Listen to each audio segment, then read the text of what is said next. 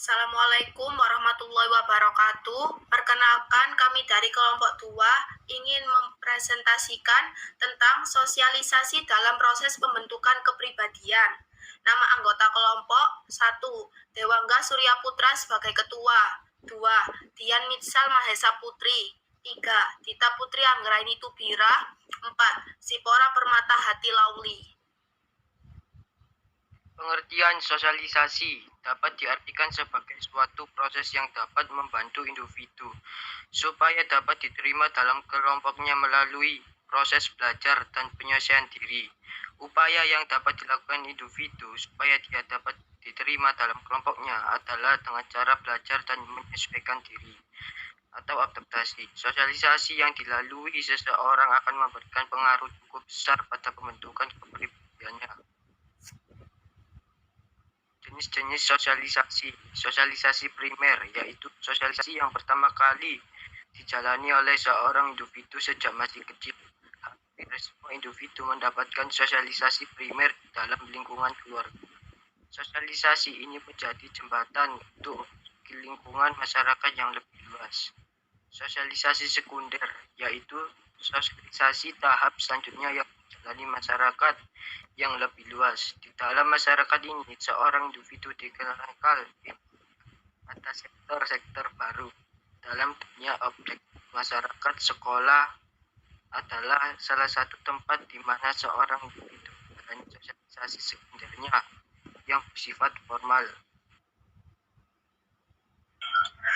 Tahap dalam sosialisasi. Sosialisasi pada diri seorang manusia biasanya terdiri atas 4 tahap, yaitu tahap persiapan atau preparatory stage, tahap meniru atau play stage, tahap siap bertindak atau game stage, dan tahap penerimaan norma kolektif atau generalized other.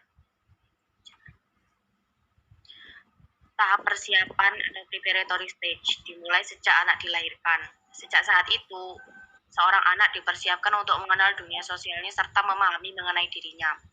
Pada tahap ini, sosialisasi dilakukan dengan cara meniru apa yang diucapkan oleh orang-orang yang ada di sekitarnya, walaupun belum sempurna dan belum mengerti penuh apa maknanya. Tahap meniru atau play stage. Pada tahap ini, seorang anak mulai melaksanakan peniruan pada apa yang dilihat dan didengarnya, walaupun belum sempurna. Contohnya saat kita memperhatikan anak kecil yang sedang bermain boneka dengan berperan sebagai ibu. Mungkin terlihat lucu, sebab ucapan-ucapannya pada boneka itu adalah pengulangan kata-kata yang diucapkan oleh ibunya sendiri. Tahap siap bertindak atau game stage. Pada tahap ini, sosialisasi dilakukan dengan penuh kesadaran, sehingga proses peniruan atau imitasi pada orang lain mulai berkurang. Kesadaran mengenai pentingnya kerjasama dalam sebuah kelompok menyebabkan seseorang lebih banyak menjalin interaksi dengan orang lain. Dengan kata lain, pada tahap ini, seseorang mampu berpartisipasi aktif di masyarakatnya. Tahap penerimaan norma kolektif atau generalized other. Selain mampu berpartisipasi aktif di masyarakat, pada tahap ini, seseorang mulai menyadari bahwa dirinya adalah bagian dari masyarakat yang diatur oleh berbagai norma sosial. Oleh sebab itu, ia mampu menempatkan dirinya pada masyarakat luas. Jika seseorang sudah mencapai tahap ini, dapat dikatakan sebagai orang dewasa. Media sosialisasi terdiri dari keluarga, teman, sekolah, dan media massa. Keluarga adalah media sosialisasi primer, tempat seseorang pertama kali mendapatkan bekal mengenai pengetahuan, nilai-nilai, dan norma-norma yang ada dalam masyarakat. Dalam keluarga, seseorang diarahkan untuk menjadi pribadi yang dapat berinteraksi dengan pribadi yang lain sesuai dengan harapan masyarakat. Keluarga menjadi peletak dasar-dasar nilai dan norma yang berlaku di masyarakat. Dengan demikian, keluarga mempunyai peranan penting dan paling berpengaruh dalam membentuk kepribadian seseorang. Teman adalah sekelompok orang yang biasanya mempunyai rentang usianya nyaris sama. Teman menjadi media sosialisasi kedua yang pengaruhnya sangat besar setelah keluarga. Bagi kelompok remaja, teman sangat penting artinya, sebab dalam kelompok ini mereka mempelajari bagaimana caranya berinteraksi dengan orang lain tanpa pengawasan langsung dari orang tua dan guru. Mungkin kalian dapat melihat perbedaan dalam pergaulan sehari-hari.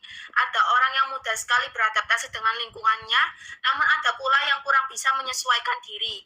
Proses penyesuaian diri dapat berjalan efektif jika kita sering berinteraksi dengan orang lain. Sekolah. Sekolah adalah media sosialisasi sekunder yang bersifat formal. Pada masyarakat modern, peranan sekolah menjadi sangat penting artinya untuk kelangsungan proses sosialisasi. Hal ini terjadi akibat banyak bermunculannya sekolah-sekolah terpadu yang memungkinkan seorang anak lebih banyak memanfaatkan waktunya di sekolah dibandingkan di rumahnya sendiri. Sebagai media sosialisasi, sekolah mempunyai arti penting seperti berikut ini. 1. Memberikan pengetahuan dan keterampilan untuk mengembangkan daya intelektual agar murid dapat hidup layak di masyarakat. 2. Membentuk kepribadian murid sesuai dengan nilai dan norma di masyarakat. Media massa. Peranan media massa seperti TV, radio, film, buku, serta media massa yang lainnya mempunyai peran yang tidak kalah pentingnya sebagai agen sosialisasi. Apa yang ditonton atau dibaca seseorang akan berpengaruh pada perkembangan pengetahuan, kepribadian, dan intelektualitas seseorang. Saat ini, smartphone menjadi salah satu agen sosialisasi yang paling efektif untuk mempengaruhi seseorang, baik sifatnya positif atau negatif. Sebab smartphone adalah media yang umum yang digunakan oleh seseorang baik untuk melihat informasi atau hanya sekedar hiburan. Fungsi sosialisasi. Fungsi sosialisasi adalah sebagai proses pembentukan kepribadian sosialisasi telah dilakukan seseorang sejak masih bayi, yaitu yang terjadi di keluarga. Pada tahap awal sosialisasi, seseorang bayi sudah membutuhkan adanya interaksi dengan orang lain karena orang tua dan anggota keluarga lainnya yang selalu berada di sekitarnya. Maka interaksi yang sering terjadi adalah dengan mereka. Pada saat itulah orang tua mulai memperkenalkan status dan perannya dalam keluarga. Seiring dengan perkembangan usianya, orang tua mulai membekali dengan nilai dan norma yang berlaku di masyarakat. Orang tua berperan sebagai peletak dasar-dasar untuk perkembangan kepribadian seorang anak.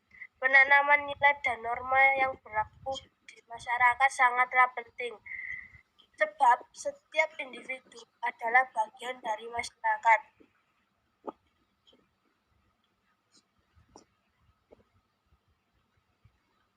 Dalam kehidupan bermasyarakat, nilai-nilai yang berlaku adalah nilai dan norma yang berlaku di dalam masyarakat itu sendiri.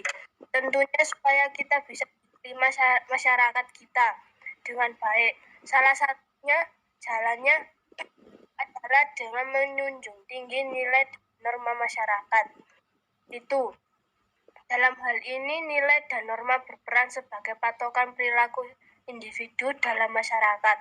Terkadang orang tua menggunakan hadiah dan hukuman untuk menghasilkan kebiasaan-kebiasaan yang baik. Sebagai contoh, jika seorang anak melaksanakan sesuatu yang diharapkan, orang tua akan memberikan hadiah berupa ciuman, pelukan, atau bahkan hadiah mainan. Namun jika seorang anak berlaku tidak sesuai dengan yang mereka harapkan, orang tua akan memberi sanksi negatif atau hukuman.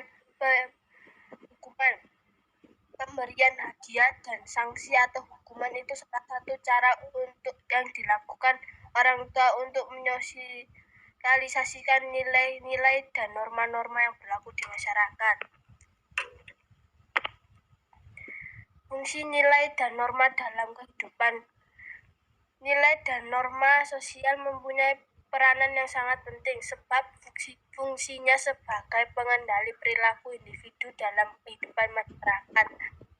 Dua hal ini lah yang pertama kali ditanamkan orang tua dalam sosialisasi di keluarga. Jika seseorang anak telah mempunyai nilai dan norma sesuai dengan nilai dan norma yang berlaku di masyarakat, maka diharapkan ia mampu menjalankan kehidupan dalam bermasyarakat dengan baik. Dengan demikian, ketertiban dan ketentraman dalam masyarakat pun terwujud. Pengertian nilai dan norma. nilai suatu gambaran tentang apa yang diinginkan, pantas dan berharga yang mempengaruhi perilaku sosial dari orang yang mempunyai nilai itu. Norma, aturan-aturan tingkah laku yang disetujui oleh masyarakat untuk menentukan batas-batas tingkah laku yang dapat diterima oleh masyarakat itu. Akhirnya teman-teman sekalian, bahwa sosialisasi dalam pencapaian dapat tercapai dengan baik jika kita dapat mengikuti semua petunjuk-petunjuk di atas. Intinya, sesuatu pasti berhasil jika kita berusaha dengan baik. Seperti pepatah mengatakan, there's a will, there's a way. Sekian, terima kasih dari kelompok 2. Mohon maaf bila ada penjelasan yang kurang tepat atau terkena kendala dengan suara, mohon dimaklumin. Terima kasih.